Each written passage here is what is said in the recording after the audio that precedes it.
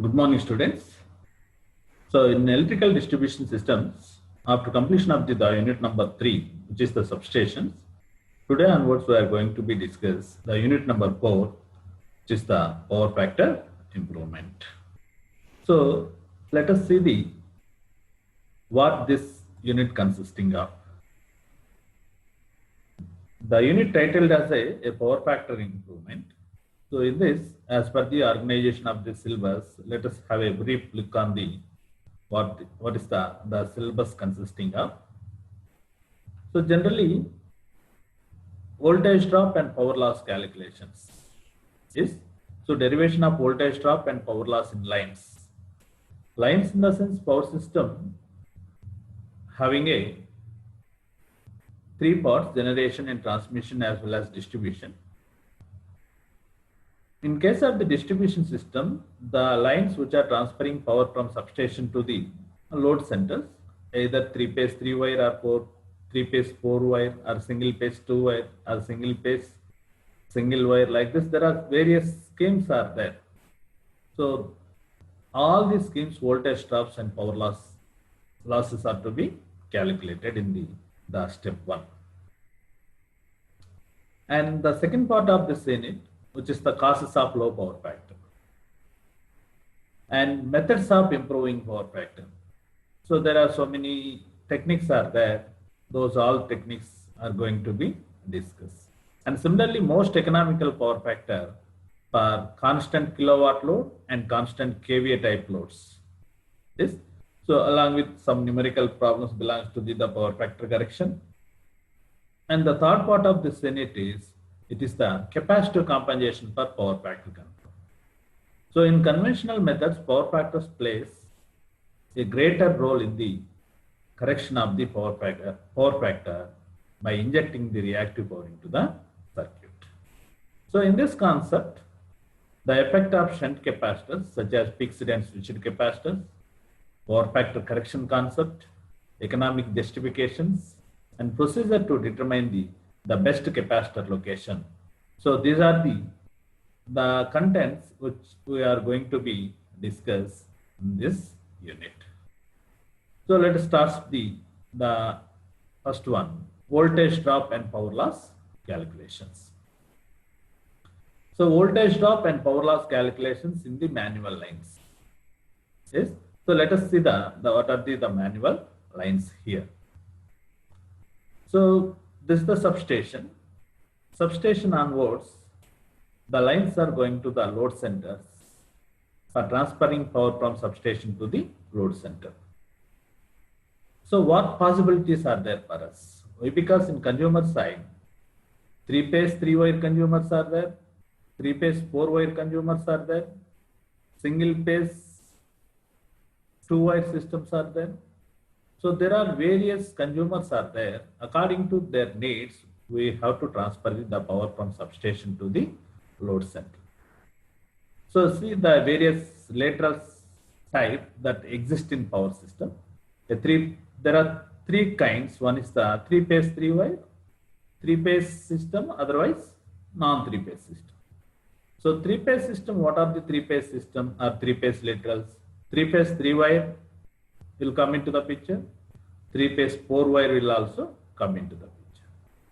Yes, and along with the 3-phase, there are so many non-3-phase systems also exist, which also transfer power from substation to up to the distribution centers. So that is the single-phase line-to-line voltage ungrounded, single-phase line to neutral voltage grounded, 2-phase plus neutral or open Y. These are the various systems by which the power transferred from substation to the load centers. Yes. So these are the simple representation of various laterals existing in the power systems. Yes. So let us see here.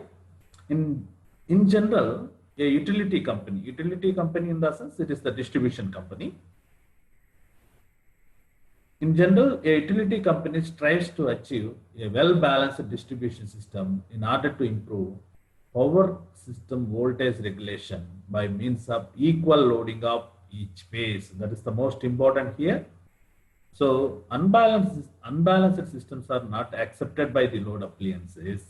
So the major achievement of the utility is to equally load all the three phases. So therefore, that system comes under the balanced system.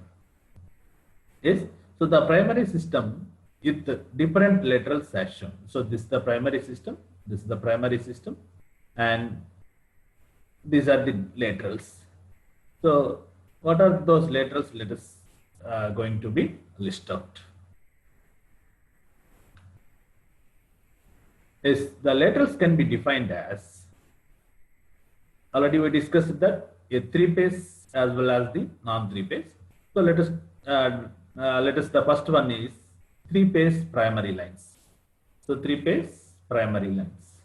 In this three-phase three-wire system is the three-phase three-wire. So there are three lines, names denoted as R, Y, B. And similarly, three-phase four-wire is also there. Here the lines termed as the R, Y, B along with neutral. So similarly, we are seeing the non-three-phase primary lines. So non-three-phase primary lines are single-phase supply systems. So single-phase line-to-line voltage ungrounded, this is the one case. Single-phase line-to-neutral voltage grounded, this is the another case.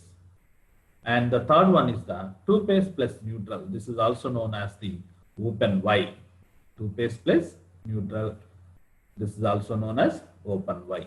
So here, the primary lines can be classified into roughly three-phase lines as well as non-three-phase lines. So in three-phase three-wire, three-phase four-wire. Whereas in case of the single-phase system, single-phase line-to-line voltage ungrounded, single-phase line-to-line voltage grounded, and two-phase plus neutral. Otherwise, it is also known as the open Y. So let us take the non-three-phase primary lines first and calculate what's the voltage drop and power losses, and compared with a balanced three-phase system, so that you can have the comparisons between a balanced system as well as this one. So the non-three-phase lines in this part, the first one is single-phase two-wire lateral with ungrounded neutral. So this is the more familiarly used for our residential connections. So there are two wires. One is the phase conductor, another one is the neutral conductor. Those two does not touch the ground. Yes. So therefore, ungrounded neutral. This system is known as a single phase two-wire laterals with ungrounded neutral. This is the more familiarly used for the residential or domestic appliances. Yes. So for deriving the voltage drop and power losses and comparing the single phase two-wire system with a balanced three-phase system. So let us have some assumptions here. Assume that an overload single phase lateral is to be changed to an equivalent three-phase three-wire balanced lateral